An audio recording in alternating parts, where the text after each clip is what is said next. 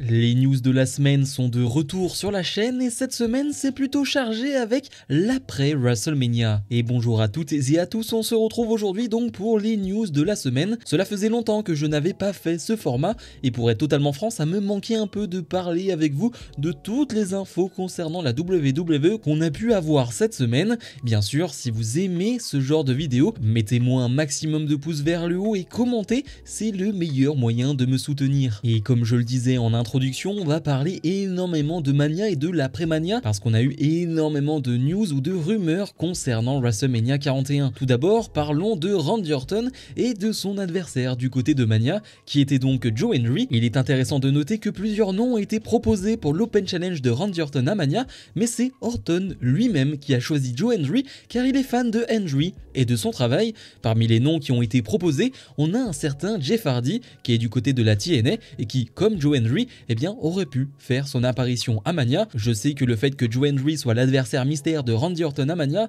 ça a fait plutôt débat. J'ai quand même plutôt vu des choses positives. Moi honnêtement, j'étais ravi de voir Joe Hendry et je trouvais que c'était la meilleure solution, le meilleur compromis, mais j'ai vu pas mal de gens râler parce qu'ils voulaient un vrai match pour Orton et surtout quand la rumeur du Jeff Hardy qui aurait pu être l'adversaire de Randy Orton est sortie, là ça a fait énormément réagir parce qu'un Randy Orton Jeff Hardy à Mania, rien que d'entendre le thème de Jeff Hardy à Mania, de voir Jeff Hardy à Mania et à la WWE à nouveau, oui ça aurait été énorme, mais je pense que le compromis était bon avec Joe Hendry. Je pense qu'il a obtenu une énorme réaction et c'était voulu, et je pense que le but n'était pas d'avoir un énorme match, un match très court qui allait faire réagir et avoir un bon moment avec Orton pour qu'il puisse gagner ce combat. C'est tout ce qu'on attendait finalement de ce match de Randy Orton, en tout cas de mon côté c'était mes attentes. Alors oui, certains attendaient un match compétitif et auraient peut-être préféré un match face à Jeff Hardy. Personnellement, Joe Hendry, j'ai trouvé que c'était l'adversaire parfait.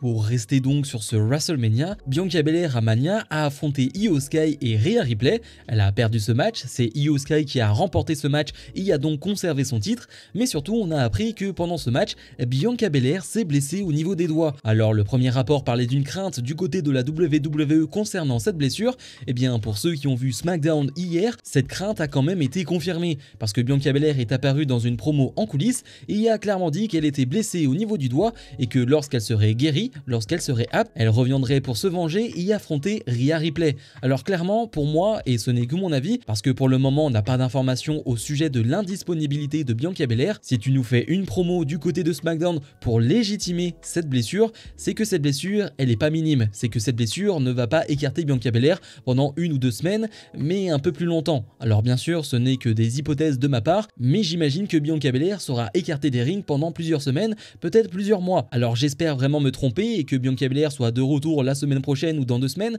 mais vu la promo de Belair encore une fois, je n'y crois pas trop. Elle a quand même dit, quand je serai de retour, j'irai affronter Rhea Ripley et j'irai me venger. Pour moi ça paraît clair, elle ne sera pas de retour dans les prochains jours, dans les prochaines semaines. Clairement pas. Bien sûr je vous tiendrai au courant si j'ai d'autres informations. Pour le moment on n'a pas plus d'informations que ça et on peut simplement souhaiter un bon rétablissement à Bianca Belair. On reste sur WrestleMania et WrestleMania s'est terminé avec une note qu'on n'a pas tous particulièrement aimé, avec un Travis Scott qui a coûté le match à Cody Rhodes. Alors certains diront que c'est pas totalement le cas. Bon, factuellement, Travis Scott a aidé John Cena à remporter ce match. Il a été une distraction pour Cody Rhodes. Eh bien, on en sait un peu plus concernant l'alliance Travis Scott-John Cena. John Cena et Travis Scott pourraient travailler en tant qu'équipe cette année en 2025. On sait que Travis Scott s'entraîne depuis quelques mois maintenant sur les rings de la WWE et que le but est clairement qu'il monte sur le ring un jour et qu'il ait un combat. Et avec donc cette rumeur de tag team John Cena-Travis Scott,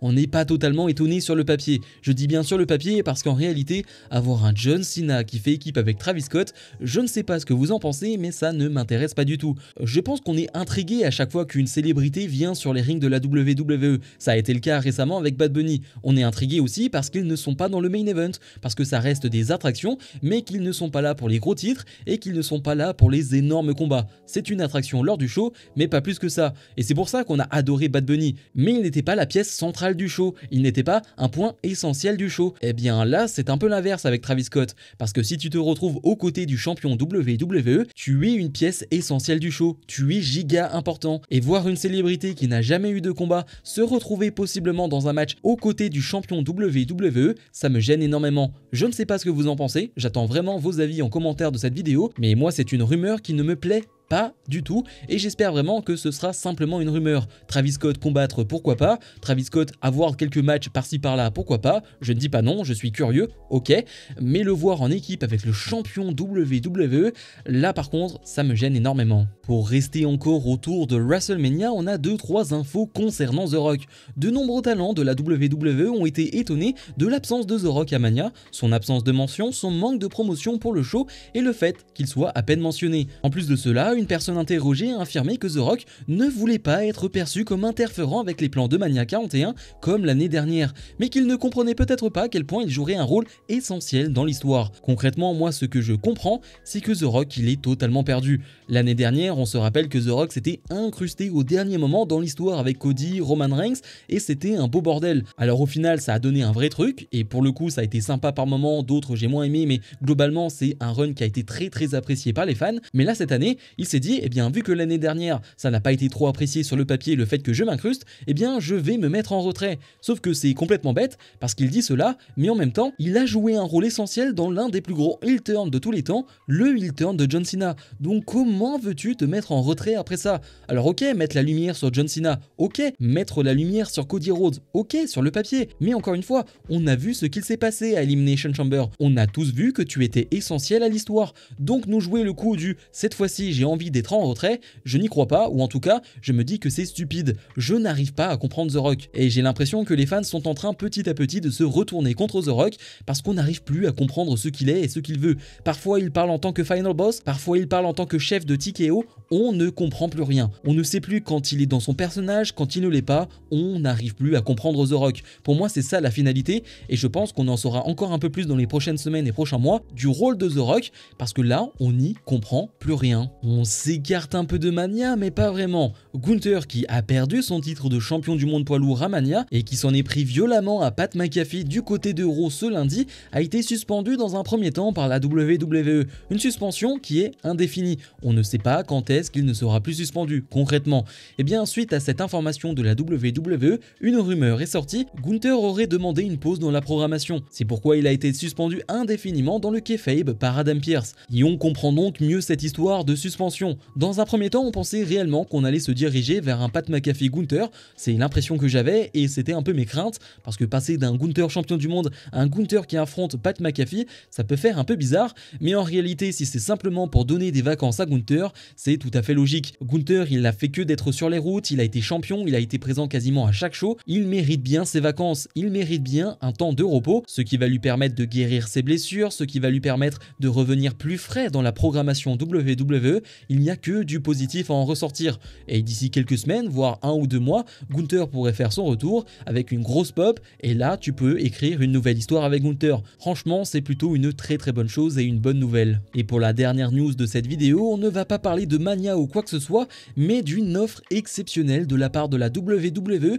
pour une future agent libre qui est Maria May. Alors je dis futur agent libre, mais en vérité c'est un peu flou cette histoire autour du contrat de Maria May. Sur les dernières semaines et derniers jours, on a pu un peu tout lire concernant son contrat. Son contrat pourrait prendre fin cet été, finalement plutôt l'année prochaine. Bref, c'est un peu flou, mais ce qui est sûr, c'est qu'elle joue avec ce flou autour de ce contrat. On peut voir qu'elle met toujours des photos et des petits textes au moment où il y a ce genre de rumeurs sur les réseaux sociaux. Elle sait très bien ce qu'elle fait. La WWE est donc hyper intéressée par Maria May et c'est totalement normal. Vous savez que je ne suis pas réellement AEW, mais pour le coup, s'il y a bien une catcheuse qui fait parler du côté de AEW, c'est Maria May. Elle n'a que 26 ans et elle a montré énormément de choses du côté de AEW. J'ai vu pas mal de matchs, je vais pas vous mentir, j'ai vu pas mal d'extraits et ce qu'elle fait en termes de gimmick, de personnage, c'est très fort, et en plus de cela, elle arrive à allier ça avec du très bon in-ring. Donc que demander de plus? On sait que la WWE va sur le marché des agents libres et va essayer de dénicher les talents de demain ou les talents d'aujourd'hui.